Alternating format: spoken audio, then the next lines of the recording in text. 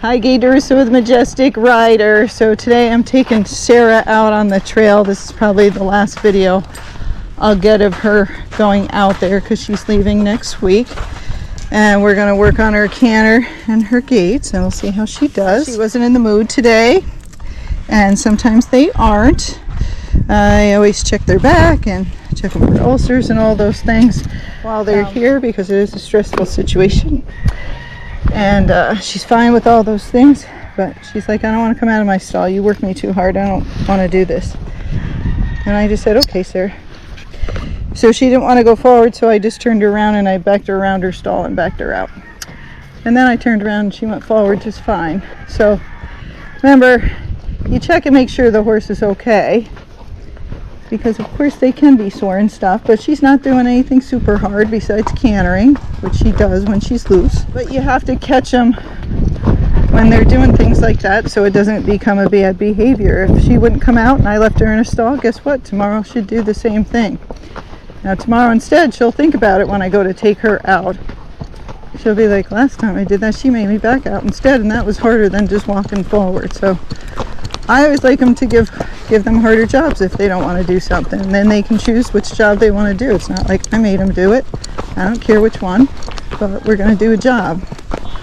So lots of us, we're tired. We don't want to do our job or go to work, but we still have to, right? Because otherwise we wouldn't get a paycheck. Well, the horses do the same thing. They don't understand the paycheck or food, but they got to work for it. Okay? And work is good for them. It makes them tired. They sleep better, healthier. So you got to know that some of them are going to test you, especially the smart ones or the stubborn ones. The squirrels are running around crazy right there. And also most of the mares here are in heat, so I'm sure she's in heat. And so that will give us attitude too, that they don't want to deal with it. Maybe they don't feel that great. So we'll just see how it goes. But she is going out here no matter what. If we can or not, she's going out because she chose to stay. And I have to show her, I know it's work, but you just got to go to work. This is the way life is. Okay? Because with so many things nowadays, people take shortcuts. And let kids do bad things. They let people do bad things. And their animals to do bad things. And a lot of things are out of control these days because of that. Have some rules and boundaries. And everybody's got to, learn them, teach them. Remember years ago when your parents would say, hey, if you don't have anything good to say, don't say anything at all. And it made it so much nicer because all these people weren't fighting. But now everybody on these social media things are constantly fighting. It's just a waste of time. Just move on. You don't agree with something, just move on. Same thing, if you don't like my video, just move on. There's lots of other trainers. Find someone you like and just move forward. But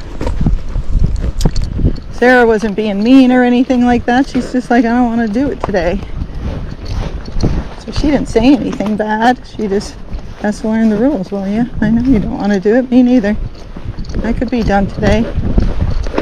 But we got to do it. We got to move forward. All right. So we're going to take the trail here, knowing she doesn't want to go. I'm going to sit up and be ready to block the left in case she doesn't want to go up the hill. She's full of talent, and those horses full of talent can do things when they don't want to go for you. So she sucked back a little bit, and I just pushed her forward. That's all I did. Nothing mean. I just said, no, you better go, girl.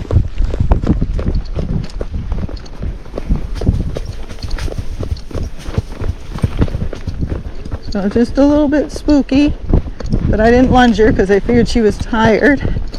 I figured I would just go. So we'll see how it goes for her. So some horses, they don't need to be lunged to get the energy out, but they need to get lunged so they're not so spooky. Some horses are just like that. So if you have a spooky one, you might want to lunge it, round pend it, or run around just to get that extra energy out so it doesn't become more spooky. And then just test it and see, was my horse better today? Yeah, it was a little better. It was less spooky, so then that might work for you. Okay, let's see if we can get her to go. Canter. There we go. Now, she crossed canter, but that was okay because she went right into it. And again, some of the times when you're teaching, especially since that was our first canter out here today, I don't want to be like, no, that's not it. That's not the lead. You're doing a horrible job. Because that wouldn't make her want to do it again for me. So I was like, good girl. That was a good job. Cross canter, but that's okay. It was pretty smooth. She's getting there. Takes a long time to get a real good canter, especially when they can pace. Even if they can trot and pace, if there's pace in there, it can make it harder. Good girl. So see, she didn't want to come out of her stall, but she's going forward out here now. Till I just said that. Now, she's looking at something, so I just took a hold of her, and you'll see I'm sliding the bit and getting her head down. Because I'm like, don't look over there. You got stuff to do. If you let them look, the next thing they might do is spook. So they start looking at something and you feel them tense up. They're telling you, hey, something's in that bush. You better help me or I'm out of here. So you take a hold of them and say, hey, get your head down, because Gaye said that makes you calm. And you go forward. We go this direction. And don't pay attention to the man behind the curtain, because we're not going that way anyhow. If you're wondering what the man behind the curtain is, that's from The Wizard of Oz. Alright, so this is kind of her flat walk. She's a little slow right now, but she's catching her air from going up that hill.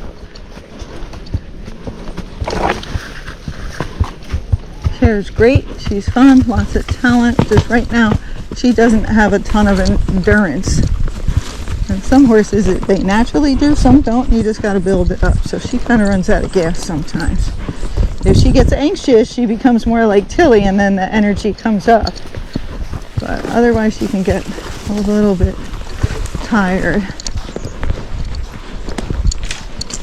So that's why I'm walking, letting her catch her air. But I don't want to stand there on the trail right in the beginning, because she was already being spooky, and then she might start thinking, like, is somebody watching me? Is somebody going to get me? But if she's moving, she won't be thinking that as much.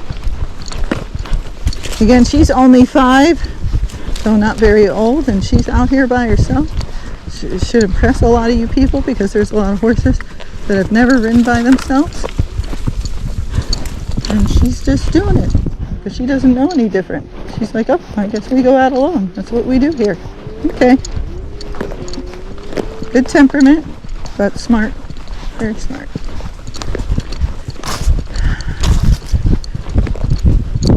Okay, now she's looking at those feather things. She's seen them before, so if you saw her head pop up, all I did was squeeze my hand tight, my left hand, because they're on the right.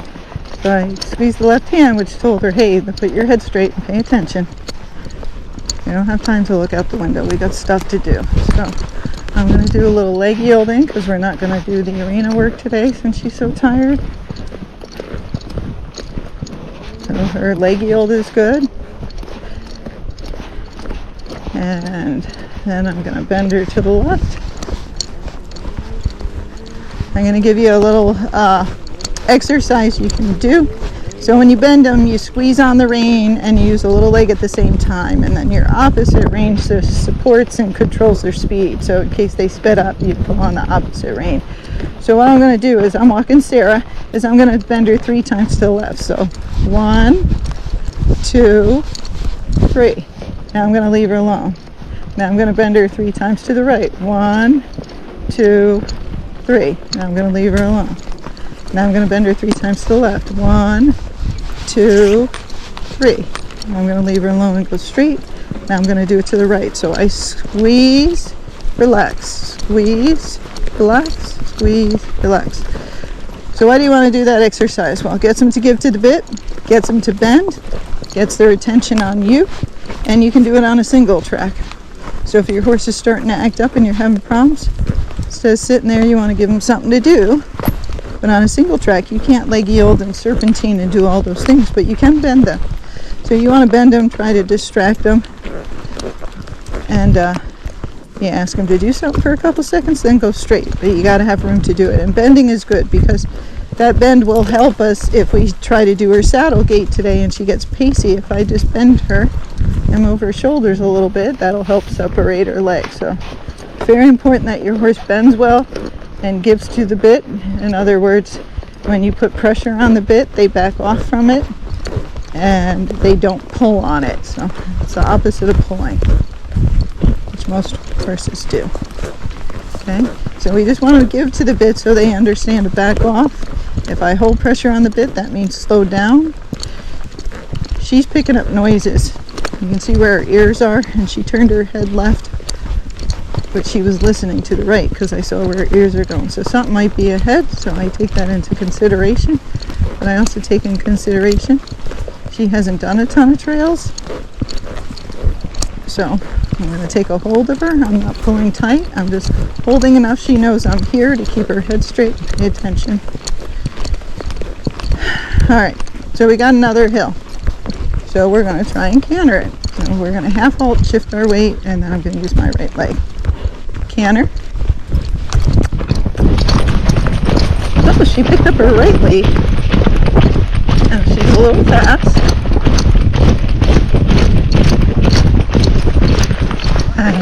She's like, Gaye, you want to canter? I'll canter for you.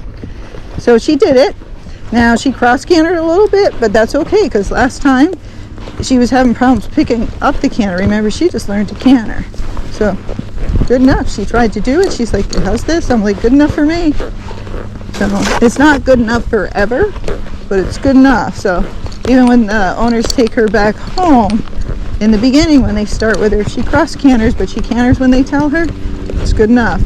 Then once they're sure they understand, you know, how to get her to canter. Then when you pick up the canter, you're like, that feels a little rough. You know, let them go 5 steps, come back to the walk or gait and ask them to canter again. They'll usually get it.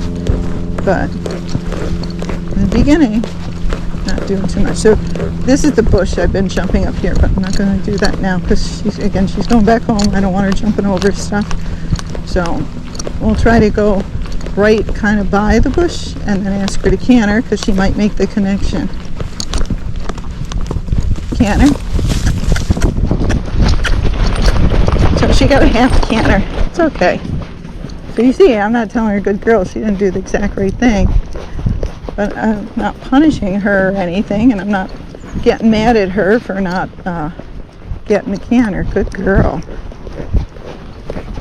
So again, practice your cantering can amp the horse up, especially mares. They get anxiety. They're trying to do the right thing and do what you want. That's why sometimes they'll shoot forward. They're like, I got it. Let me figure it out. I got it. So you let them try. Then over time, you start not cantering as much once she knows how to canter and bringing their energy back down. Some horses can do it all and some can't. Some kind of get jacked up as you're practicing this stuff. That's just part of it. So that's why in time I say don't canter all the hills, just canter some hills and canter different hills every time you go out because horses like to memorize. Okay, there's lots of bumps in here. Okay, canter.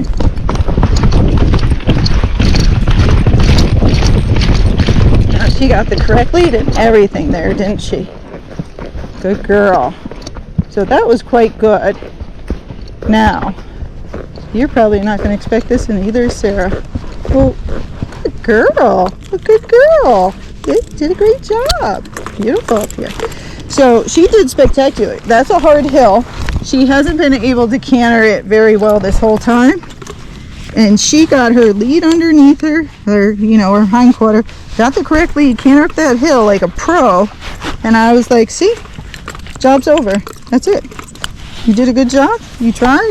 You didn't come out when you wanted to come out. You just got a raise. That's what I told her.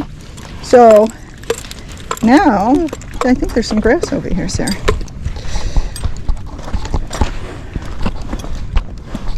So I want to reward her when she does the right thing. I want to, be firm with her when she's doing the wrong thing, or she's not being very nice, or she's trying to take over. But when she does a good job, she's got to know that was a good job.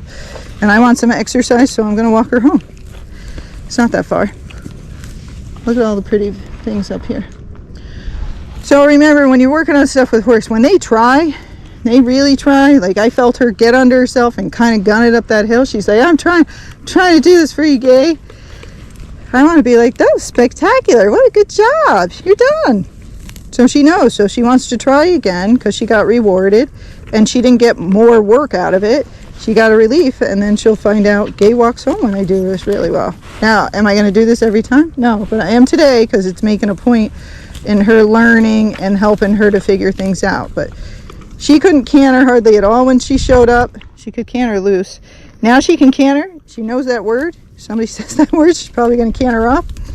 And now it's just perfecting, getting her leads and making sure she gets her hind quarter under her and then getting her to slow down. She's better in the arena, but there she still needs poles, which I'll try to get one more video of.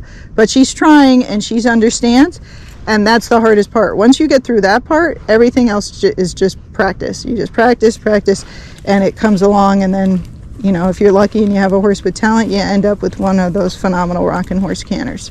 So she doesn't have it now, but it's in her. She's a very comfortable horse. She's bred well. She's going to get it if they keep it up. And now a non-gaited trainer, you know, as long as they rested her, don't overdo it, could continue working on her canter. Yeah. All right. So that's it. We're going to turn you off. And that's Sara for today. Hope that helps some of you working on the canter and mares with attitudes.